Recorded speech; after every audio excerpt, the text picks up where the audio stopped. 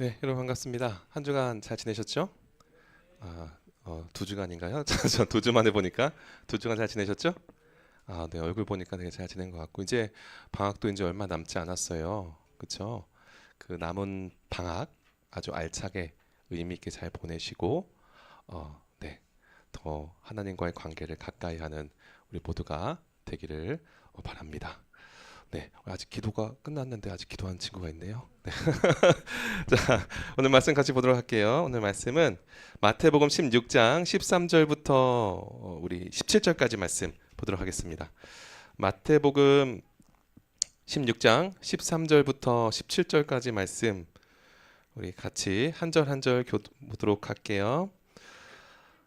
예수께서 빌립보 가이사랴 지방에 이르러 제자들에게 물어 이르시되 사람들이 인자를 누구라 하느냐.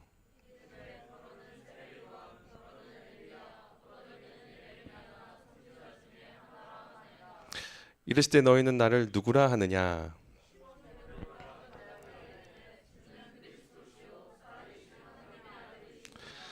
예수께서 대답하여 이르시되 같이 읽을게요. 예수께서 대답하여 이르시되 바요나 시모나 내가 복이 있도다. 이를 내게 알게 하니는 혈육이 아니요 하늘에 계신 아버지시라. 아멘. 여러분도 아시는 분들은 아시겠지만 이제 오늘 청년부 단기 선교로 오늘 총 15명이 이제 떠나게 됩니다. 그래서 필리핀으로 가게 되는데 한 주간 굉장히 또 많이 또 힘들고 또 아주 의미 있는 또 일들을 많이 겪으러 갈 거예요. 여러분들도 나중에 좀 그런 일 있으면은 단기성에 갈 일 있으면 꼭 갔으면 좋겠어요.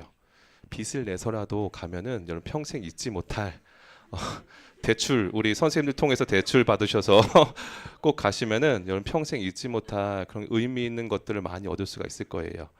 그래서 여러분께서 나중에 혹시라도 나중에 이런 기회가 있다면 여러분께서도 돈을 빌려서라도 엄마 아빠한테 협박해서라도 꼭 가면은 여러분 친구들과 막 일주일 동안 해외로 놀러 가는 것보다 훨씬 더 의미 있고 또 훨씬 더 귀한 일들을 경험하게 될 겁니다. 그래서 여러분께서 다음에 혹시라도 이런 기회가 있다면 여러분께서 돈을 그때를 위해서 지금부터 모아두시는 우리 학생들이 되기를 제가 기도하겠습니다. 자, 오늘 말씀의 제목은 나의 나됨이라는 제목을 함께 말씀을 나누기를 원합니다. 어느 진화론자가 30년 동안을 고집스럽게 자기 학설에 매여 있다가 하나님께 돌아왔습니다. 그 후에 그가 저술한 책에서 아주 재미있는 내용을 담고 있어요. 그가 진화론을 주장했을 때에는 동물원에 가서 원숭이를 볼 때마다 자기의 조상님을 보는 것 같아서 마음이 안 좋았다고 합니다. 그리고 동물과 사람을 같다고 생각하니까 동물이 사람을 닮은 것이 아니라 사람이 동물을 닮은 것이 되더라는 겁니다. 그러나 하나님을 믿은 후로는 사람과 동물은 완전히 다르며 하나님의 형상으로 지음받은 자기 자신을 다시 보게 됩니다. 그 후에 동물들을 보게 되니까 그 동물들이 어찌나 귀엽고 아름다운지 동물들을 보는 눈이 달라졌다고 하는 그런 내용입니다. 여러분, 나의 나됨이라는 것은 어디서부터 올까요? 쉬운 말로 나는 누구일까요? 누군가에게 내가 어떤 사람이라고 설명할 때 그 근거가 되는 기초가 무엇입니까?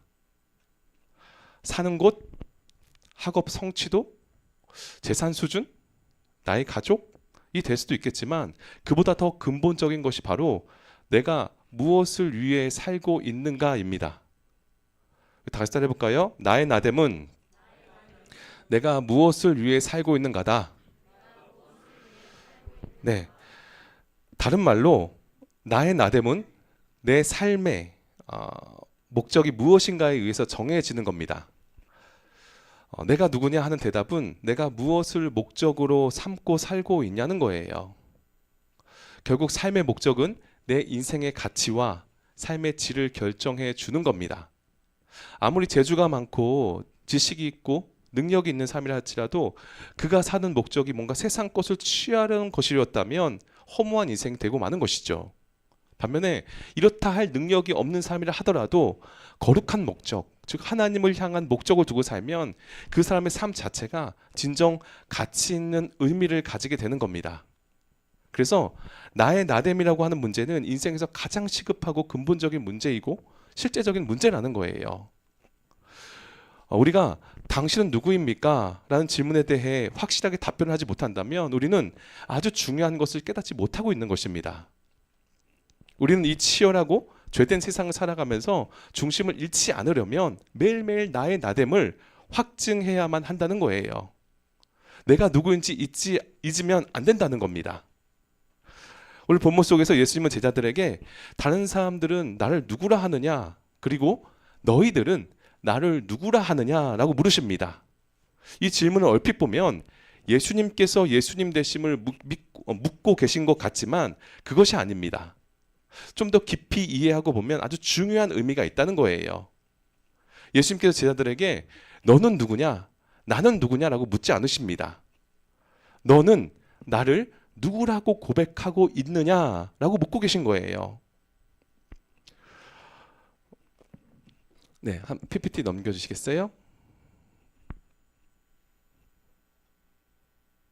네. 왜냐하면 내가 예수 그리스도를 누구라고 고백하는가라는 그 고백 속에 내 존재 가치가 있고 나의 나됨이 있기 때문입니다. 13절에서 제자들을 향해서 사람들이 인자를 누구라 하더냐라고 물으셨던 주님께서는 15절에서 너희는 나를 누구라고 하느냐라고 재차 물으십니다. 즉 예수님을 단순히 선지자나 선생으로 보는 다른 사람의 시각이 아니라 다른 사람의 생각과 신앙이 아니라 너 자신의 개인적인 생각과 신앙을 말해보라는 것이죠. 이것은 제자들에게 매우 중요한 문제였어요. 왜냐하면 이 질문에 대한 답변에 따라서 이제껏 예수님을 따라다녔던 그들의 신앙 수준이 평가될 뿐만이 아니라 그들의 영원한 미래까지도 결정 지어질 수 있었기 때문입니다. 이것은 오늘날 우리 친구들에게도 마찬가지예요. 즉 오늘날 다른 세상 친구들이 예수님을 누구라고 생각하며 어떻게 고백하고 있는가가 중요한 것이 아니라는 겁니다. 아, 예수님 그냥 위인이지. 아, 예수님 좋은 분 아니겠어? 아, 난 예수님 근데 안 믿어. 이런 다른 누군가의 고백이 중요한 것이 아니라는 거예요. 바로 나 자신이 예수님을 누구라고 생각하고 어떻게 고백하느냐가 중요하다는 겁니다. 만일 다른 사람들이 모두 예수님을 바로 알지 못해서 잘못된 신앙 고백을 한다 할지라도 내가 예수님을 바로 알고 바른 신앙 고백을 할 수만 있다면 나는 그 사람들과 상관없이 예수님께 인정받고 구원에 이르게 되는 것입니다. 반면에 다른 사람들은 모두 예수 그리스도를 바로 알고 바른 신앙 고백을 하는데 나만 예수님을 바로 알지 못해서 바른 신앙을 고백할 수 없다면 비록 다른 사람들 모두 구원에 이른다 할지라도 나는 구원에 이르지 못하게 된다는 것이죠. 이 시대 교회 다니는 많은 친구들 중에서 주님을 나의 주님으로 믿지 못하고 그냥 내 소원을 들어주시는 분, 내 문제를 해결해 주시는 분으로만 인식할 때가 있다는 겁니다. 왜 그럴까요? 그 근본적인 이유가 자신의 정체성을 상실했기 때문이에요. 이 시대에 많은 사람들이 정체성을 상실한 채 살아갑니다. 내가 누구이며 왜 살아야 하는지 그 삶의 의미조차 상실한 채 그냥 눈에 보이는 것들을 위해서 남들이 사는 대로 살아갈 때가 많다는 거예요. 특히나 세상에서 정체성을 확실히 해야 할 우리 그리스도인들이 세상 사람들과 똑같이 정체성을 상실한 채 살아갈 때가 너무나도 많다는 겁니다. 이 시대 교회 다니는 많은 청소년들은 자신은 예수님 믿는다고 나는 그리스도인이라고 당당하게 잘 밝히지 않아요. 사회적인 자신의 위치가 있다는 이유로 또는 어떤 사람들은 자신의 행위에 제약이 따르기 때문에 사람들의 편견을 가질 것 같고 왠지 불이익을 당할 것 같으니까 친구들이 날 다른 시선으로 볼 것 같으니까 꺼려한다는 겁니다. 쉬운 말로 당신 교회 다니면서 너 그래도 되니? 너 믿는 사람이 그러면 되냐? 라고 괜히 친구들이 그 색안경을 끼고 자신을 바라볼까 봐 두려운 것이죠. 그것은 우리 학생들뿐만이 아니라 우리 어린 아이들이나 어른들도 마찬가지라는 거예요. 실제로 같이 몇 년 동안 내가 친하게 지낸 친구인데도 서로 교회에 다니는지 모르는 경우가 있습니다. 다른 재밌는 얘기는 다 하는데 신앙적인 이야기는 잘 하지 않기 때문이죠. 나중에야 서로 교회 다닌다는 것을 알고는 야, 너도 교회 다녔어? 라며 서로 웃지 못할 해프닝이 종종 벌어지곤 한다는 겁니다. 지금 이 시대는 그만큼 그리스도인으로서 자부심을 잃어가고 있고 영향력을 잃어가고 있는 그러한 시대라는 거예요. 그것이 아무렇지도 않게 생활화되면 어떻게 될까요? 어떻게 될까요? 결국 나의 나됨을 잊어버리게 된다는 것입니다. 내가 누구인지 잊어버리게 된다는 거예요. 그래서 결국 세상 친구들과 똑같은 가치관으로 똑같은 생각과 행동으로 살다가 하나님과 점점 더 멀어지게 되어 있다는 것이죠. 제가 예전에 그 학생 사역을 하면서 가끔 학생들이나 청년들이랑 같이 밖에 다닌다든지 대중교통 이용할 때 주변에 그 사람들이 굉장히 많잖아요. 그런데 꼭 거기서 목사님 여기로 오세요 라고 큰 소리로 목사님 하고 부를 때가 있습니다. 교회에서는 그렇게 크게 부르지 않으면서 꼭 밖에서만 그렇게 부르는 것 같더라고요.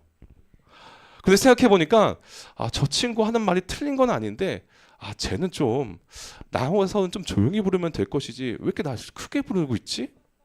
생각되면서 괜히 주변에 의식이 되는 거예요. 괜히 사람들이 이렇게 생각할 것 같은 겁니다. 젊은 사람이 목사네. 목사가 옷을 왜 저렇게 입고 다녀?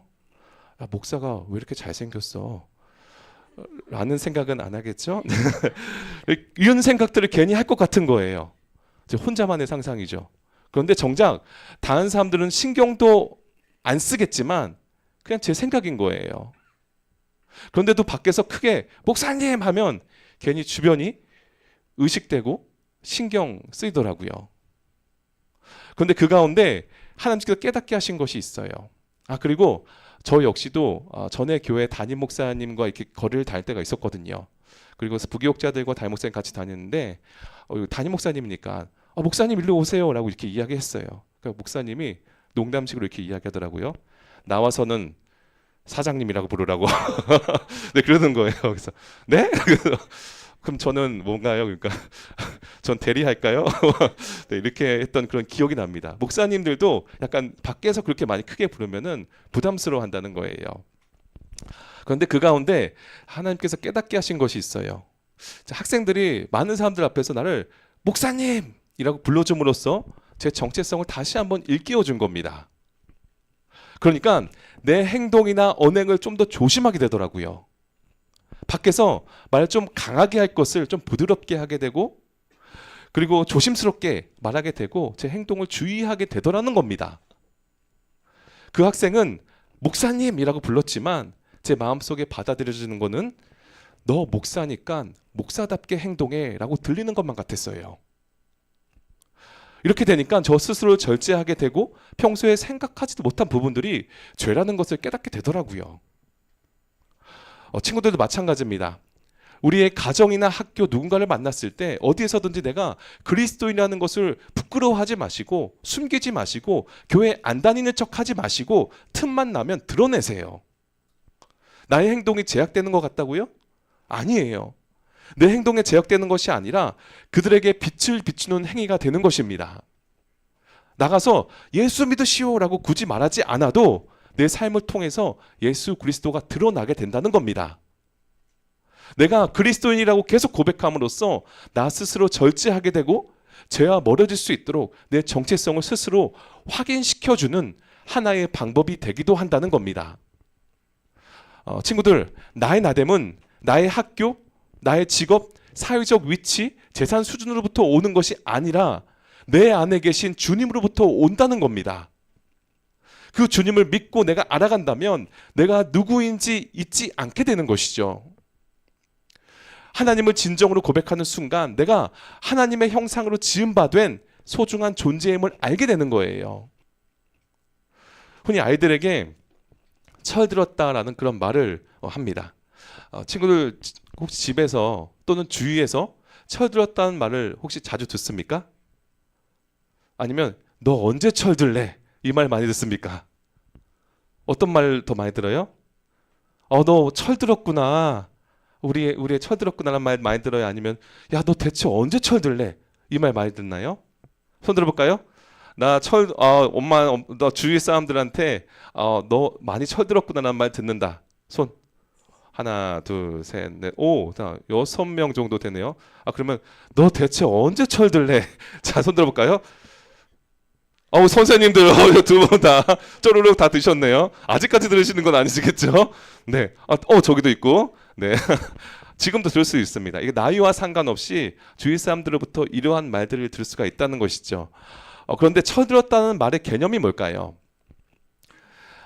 아이들이 어릴 때는 자기가 제일인 줄 알고 자기 마음대로 무엇이든지 다 하려고 하죠. 그렇죠? 그렇게 자기 멋대로 좋을 대로 살아가다가 이제 부모님이나 친구들 주변 사람들이 보이기 시작하는 거예요. 어릴 때는 내 말이 다 맞고 내가 최고라고 생각했는데 그것이 아니라는 것을 깨달아서 누군가의 조언을 겸허히 받아들이는 겁니다. 그리고 나를 생각하기보다 남을 더 생각하고 배려하는 생활을 하는 것이 바로 철든 것이죠.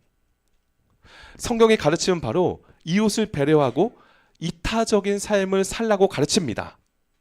철든 신앙생활, 성숙한 신앙생활을 요구하고 있는 것이죠. 요즘 세상에서 하나님을 모르는 사람들이 뭐라고 이야기하냐면 인도주의를 부르짖고 있어요. 여러분, 그 인도주의라는 것이 뭘까요? 인도주의. 인도. 설마 또 1차원적으로 또 이거 이야기하는 친구는 없었겠죠? 뭐 인도 가서 뭐 그런 거 얘기하는 거 아니겠죠?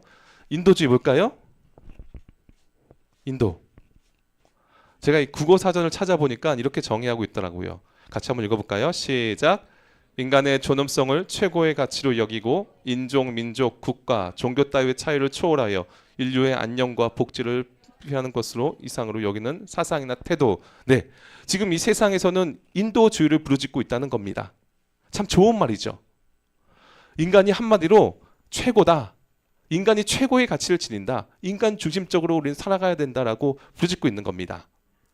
그러나 하나님을 모르는 사람들이 인도주의를 운운하게 된다면 결국 인간이 최고라고 그렇게 믿게 되는 겁니다. 인간보다 더 귀한 것 없다. 인간이 최선의 가치를 지닌다는 거예요. 그렇다면 이러한 인도주의가 진정 인간을 인간답게 최고의 가치로 해주는 것일까요? 절대 아니라는 거예요.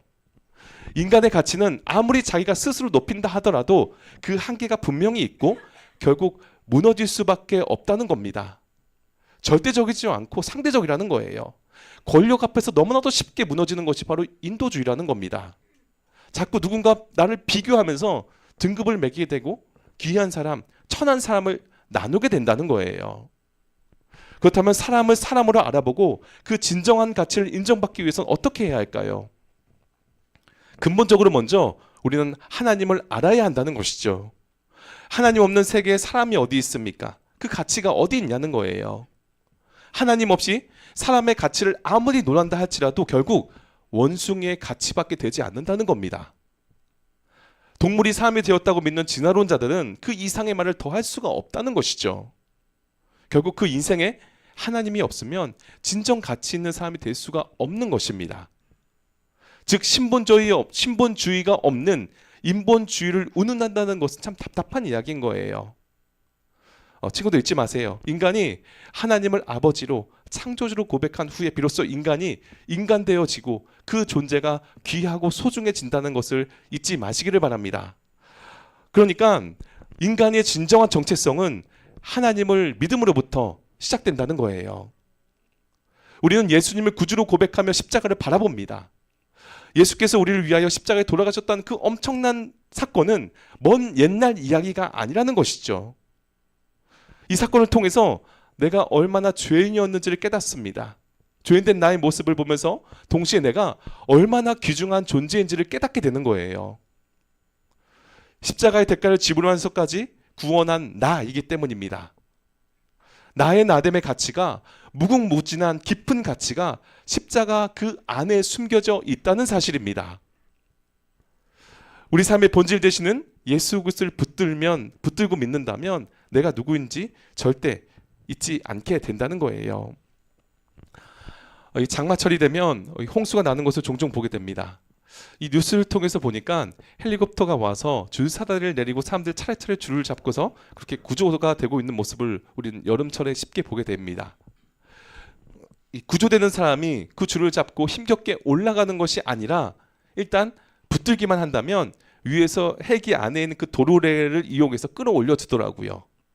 그런데 그 위험하고 아슬아슬한 순간에 그 헬기 조종사가 믿을 만한 사람인지 또 구질이 튼튼한지 대해서 물어오는 사람은 한 명도 없습니다.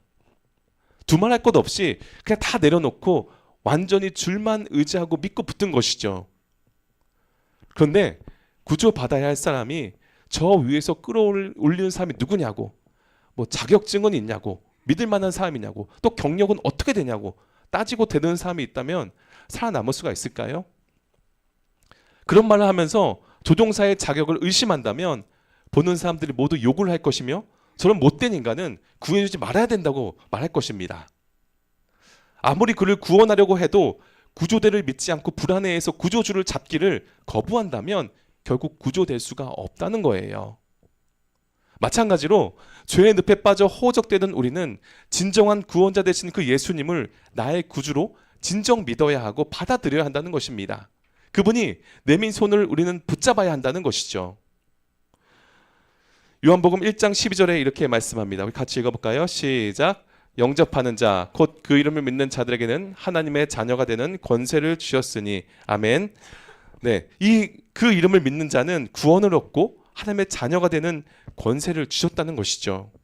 하나님의 자녀됨은 예수를 구주로 영접하는 그 관계에서만 이루어진다는 거예요. 예수를 구주로 고백하는 그 고백이 바로 내가 하나님의 자녀됨을 결정하는 중요한 의미가 들어있는 것입니다. 나의 나됨을 결정짓는 중요한 잣대가 된다는 것이죠.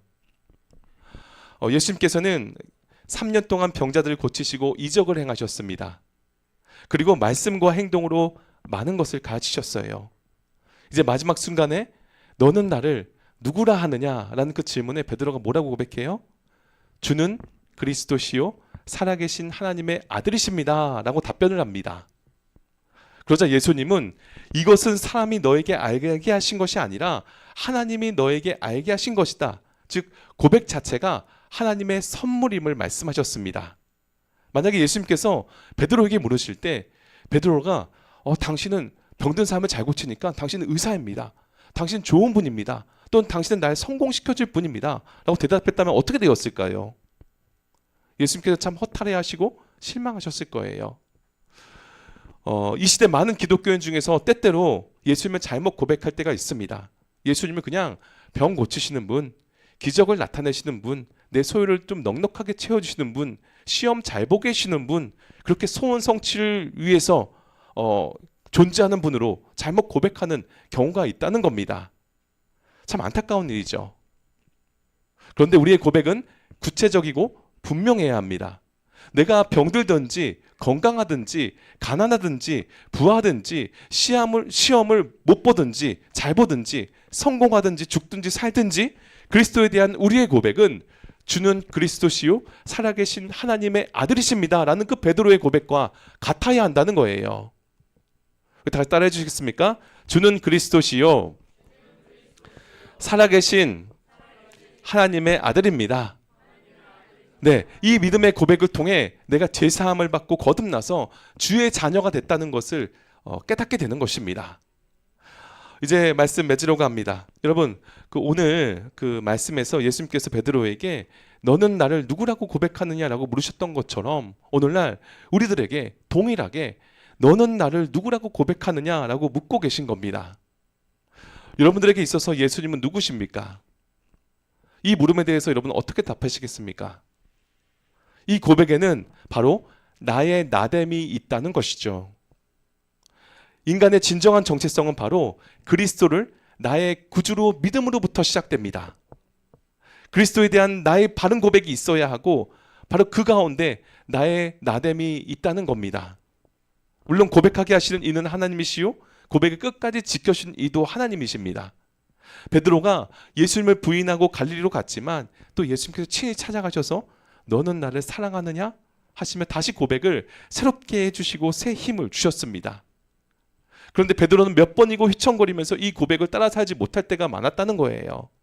그러나 그가 휘청거릴 때마다 예수님은 이 고백을 지켜주셨고 새롭게 해주셨던 겁니다.